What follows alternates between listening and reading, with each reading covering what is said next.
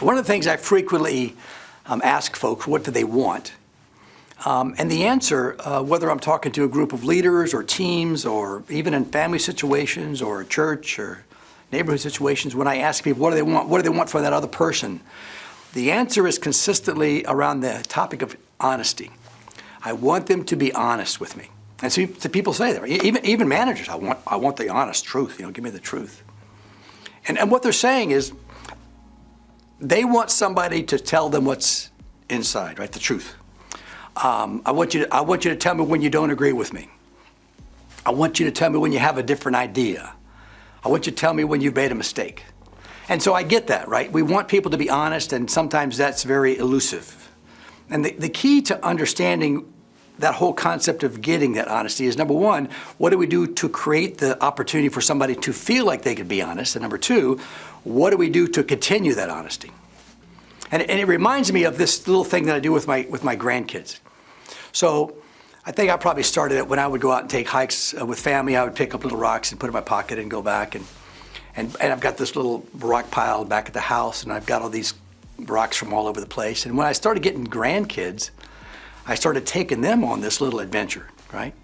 And so whether I'm talking about my oldest grandson, Banyan, or Miles, Jesse, or the youngest, Carson, and even with some of the girls, I'll do this, but Jesse right now is in that spot where he really loves rocks. So we'll go out in Colorado and we'll be walking on a trail, and I'll point out little rocks and then show them where their pockets are, and those kids will put the rocks in their pockets, and Jesse's notorious for stopping for almost every rock. He wants to get the big rocks too, and his pockets are bulging, and Jesse's starting to get sticks now too, and that's just a whole new thing. I mean, I think that's cool. But here's what I learned as a grandparent that I didn't understand as a parent, is when a kid gives you their rock, they're giving you their material goods. They're giving you the only thing that they have. And so that says we should appreciate it. As a parent, I didn't really understand that, right? We're walking along and the kid's picking up rocks. I'm saying, put the stupid rock down, son, let's go, we gotta hike.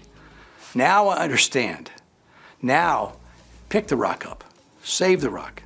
Here, Pop, here's the rock. Now I value it. I want them to know that I value that gift.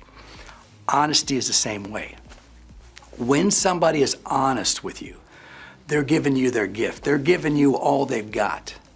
And if when they're honest and they say, I don't agree, or I made a mistake, if the way we respond is to attack them for being honest, the likelihood that they'll be honest again in the future is low. So from a leadership perspective, we have to create a climate that encourages people to be honest. So when people say, Mark, I want people to be honest, I ask them, are they? And if they're not, what kind of a climate are you making it easy for people to be honest with you? And so I've got this little thing that I've kind of learned and I talk about it. I want to make it easy to say no and harder to say yes. I want to make it easy for people to be honest. And if the answer is no, tell me no. Because a true no is better than a false yes. So what I want is to create an example, a situation, a circumstance where people can be honest. And that's just one technique that you can use. But what you want is honesty. And you got to create the situation for that to happen. And then if people are honest and you don't agree or don't understand what they're saying, then that's where we inquire. That's when we ask questions. That's when we find out. Because obviously their perspective is different than yours. It doesn't mean they're right. It doesn't mean you're right. It means there's a difference. So now from a leadership perspective, when we hear something that burns our ears, now we've got to go back and say, tell me more about that. Tell me why you think that. Tell me why you think we should change. And what we're listening for, what we're looking for, what we're searching in that relationship is, where are we the same? Where are we common? And from that point of commonplace, we can work out most of our conflicts. The principle is all conflict resolution begins and ends at a common place. But if we don't take time to allow that to surface, those differences, and if we don't take time to find that common place, it's not likely that we'll get to the place where we're both working together in alignment the way we should. That's leadership.